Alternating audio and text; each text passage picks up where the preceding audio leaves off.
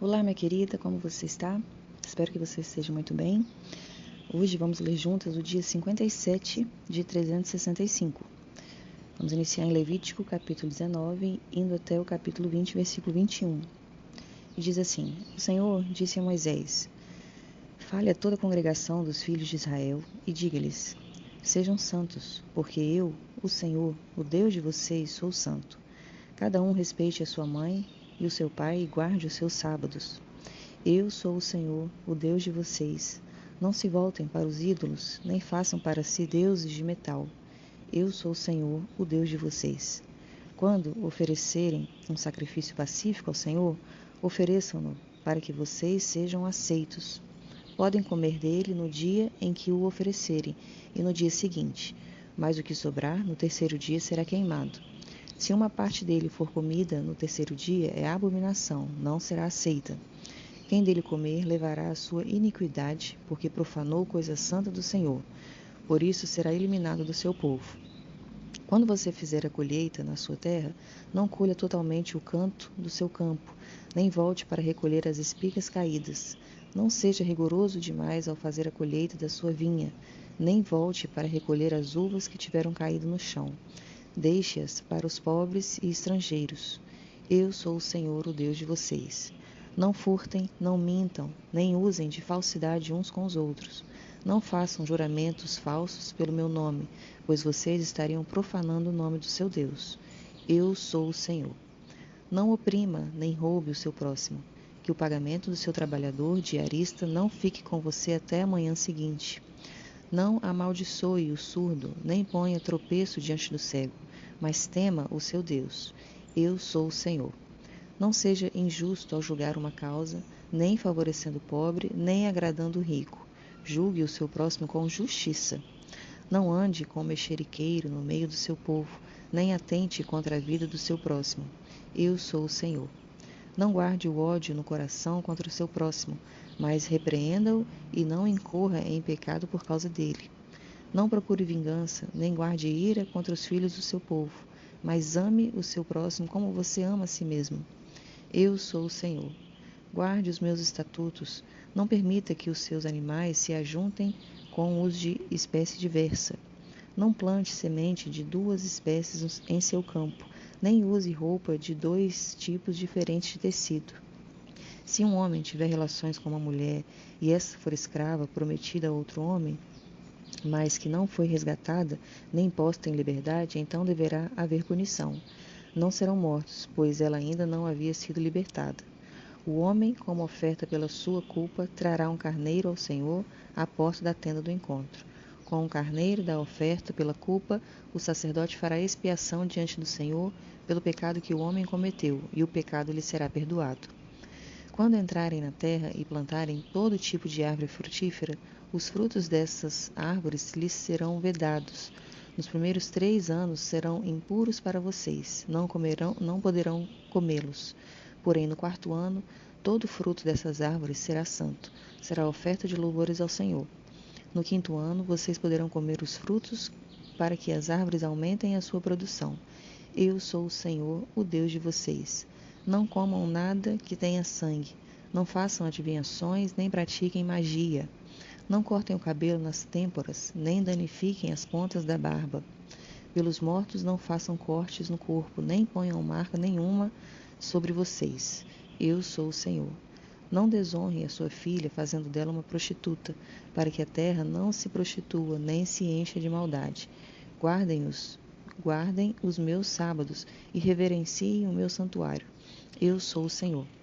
Não se voltem para os necromantes, nem nem para os adivinhos. Não os procurem, pois vocês serão contaminados por eles. Eu sou o Senhor, o Deus de vocês. Fiquem em pé na presença dos idosos. Honre a presença do ancião e tema o seu Deus. Eu sou o Senhor. Não oprimam o estrangeiro que peregrinar na terra de vocês. Tratem o estrangeiro que peregrina entre vocês como tratam quem é natural da terra. Amem o estrangeiro como amam a vocês mesmos, pois vocês foram estrangeiros na terra do Egito. Eu sou o Senhor, o Deus de vocês. Não cometam injustiça no juízo, nem na vara para medir nem no peso, nem na quantidade. Tenham balanças justas, pesos justos e medidas de cereais e de líquidos que sejam justas. Eu sou o Senhor, o Deus de vocês, que os tirei da terra do Egito. Guardem todos os meus estatutos e cumpram todos os meus juízos. Eu sou o Senhor. O Senhor disse a Moisés: diga também aos filhos de Israel: qualquer dos filhos de Israel ou dos estrangeiros que peregrinam em Israel, que entrar um de seus filhos a Moloque, será morto. O povo da terra o apedrejará. Voltarei o meu rosto contra esse homem e o eliminarei do meio do seu povo, porque entrou um de seus filhos a Moloque, contaminando assim o meu santuário e profanando o meu santo nome. Se o povo da terra fechar os olhos para o que esse homem fez, ao entregar um de seus filhos a Moloque e não o matar, então eu voltarei o meu rosto contra esse homem e contra a sua família e o eliminarei do meio do seu povo, com todos os que seguem e se prostituem com Moloque. Quando alguém se voltar para os necromantes e feiticeiros, para se prostituir com eles, eu voltarei o meu rosto contra ele e o eliminarei do meio de seu povo. Portanto, santifiquem-se e sejam santos, pois eu, o Senhor, o Deus de vocês, pois eu sou o Senhor, o Deus de vocês. Guardem os meus estatutos e tratem de cumpri-los. Eu sou o Senhor, que os santifico. Se um homem amaldiçoar o seu pai ou a sua mãe, será morto. Amaldiçoou o seu pai ou a sua mãe, é responsável pela própria morte. Se um homem adulterar com a mulher do seu próximo, será morto o adúltero e a adúltera. O homem que tiver relações com a mulher de seu pai terá envergonhado seu pai. Tanto aquele homem quanto a mulher serão mortos. O seu sangue cairá sobre eles. Se um homem tiver relações com a nora, ambos serão mortos. Fizeram confusão. O seu sangue cairá sobre eles. Se também um homem tiver relações com outro homem, como se fosse mulher, ambos praticaram coisa abominável. Serão mortos. O seu sangue cairá sobre eles. Se um homem tiver relações com uma mulher e com a mãe dela, isso é perversidade. Queimarão tanto ele quanto elas, para que não haja maldade no meio de vocês.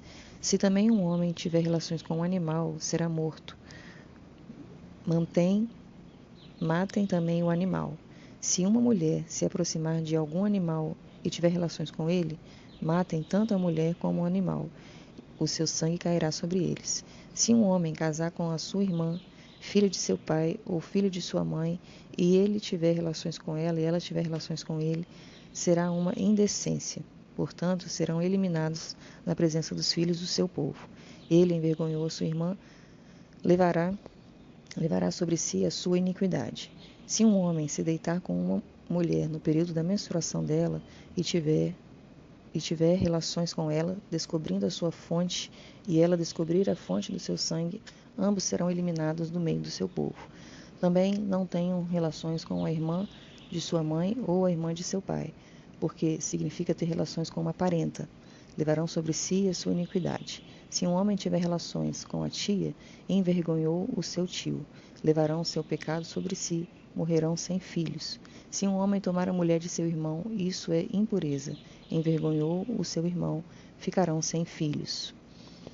Vamos passar agora para o Novo Testamento, livro de Marcos, iniciando no capítulo 8, versículo 11 e indo até o capítulo 9, versículo 1. Os fariseus chegaram e começaram a discutir com Jesus, e tentando, pediram-lhe um sinal vindo do céu. Jesus, porém, arrancou do íntimo do seu espírito um gemido e disse: por que essa geração pede um sinal? Em verdade lhes digo que nenhum sinal será dado a essa geração. E deixando-os, tornou a embarcar e foi para o outro lado. Ora, os discípulos se esqueceram de levar pão, e no barco não tinham consigo senão um só. Jesus os preveniu, dizendo: fiquem atentos e tomem cuidado com o fermento dos fariseus e com o fermento de Herodes. E eles começaram a discutir entre si, dizendo: ele diz isso porque não temos pão. Jesus percebeu isso e perguntou: por que vocês estão discutindo sobre o fato de não terem pão? Vocês ainda não percebem nem compreendem? Têm o coração endurecido? Tendo olhos não veem e tendo ouvidos não ouvem? Não se lembram de quando parti os 5 pães para os 5.000? Quantos cestos cheios de pedaços vocês recolheram? Eles responderam: 12. E de quanto E de quando partiu 7 pães para os 4.000, quantos cestos cheios de pedaços vocês recolheram? Responderam: 7. Ao que Jesus lhes disse: vocês ainda não compreendem?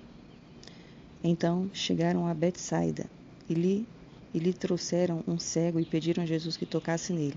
Jesus, tomando o cego pela mão, levou-o para fora da aldeia. Então cuspiu nos olhos do homem e, impondo-lhes as mãos, perguntou: você vê alguma coisa? O homem, recuperando a visão, respondeu: vejo pessoas, mas elas parecem árvores que andam. Então Jesus novamente pôs as mãos sobre os olhos dele, e o homem, passando a ver claramente, ficou restabelecido. Ele distinguia tudo de modo perfeito. E Jesus o mandou para casa, recomendando-lhe: não entre na aldeia. Então Jesus e os seus discípulos foram para as aldeias de Cesareia de Filipe. No caminho lhes perguntou-lhes: quem os outros dizem que eu sou?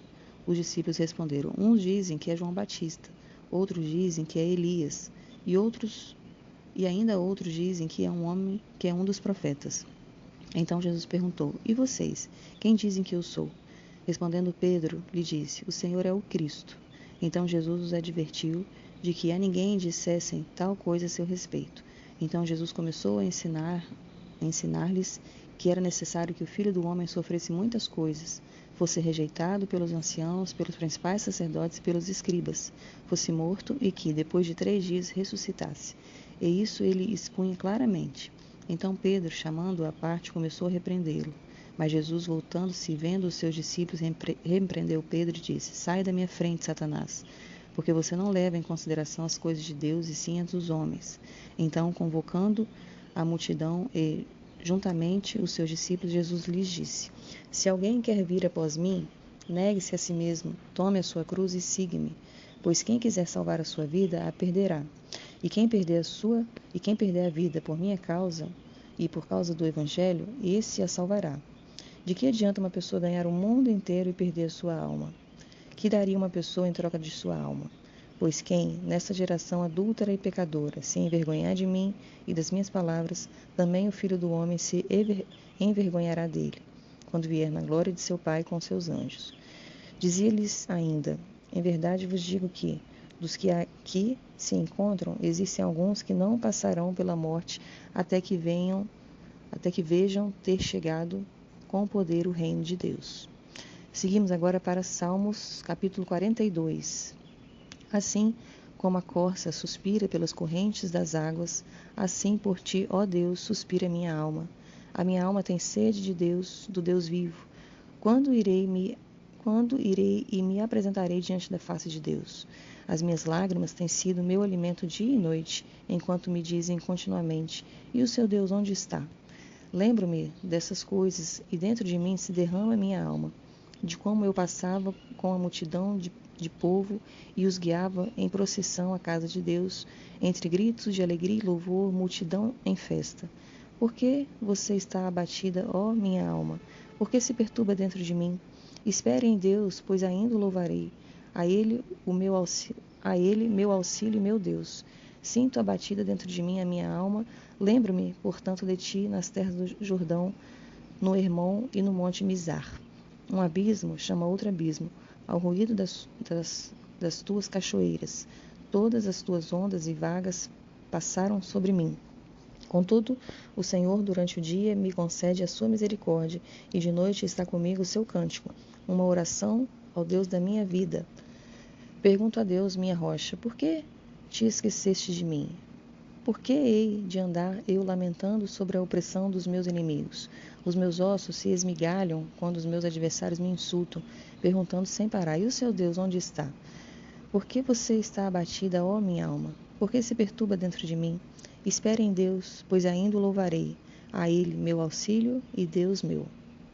Fechamos hoje com Provérbios, capítulo 10, versículo 17. O caminho para a vida é de quem guarda o ensino, mas o que abandona a repreensão anda errante. Amém, minhas queridas. Obrigada pela sua companhia. Eu sou a Cláudia e eu te espero na próxima semana.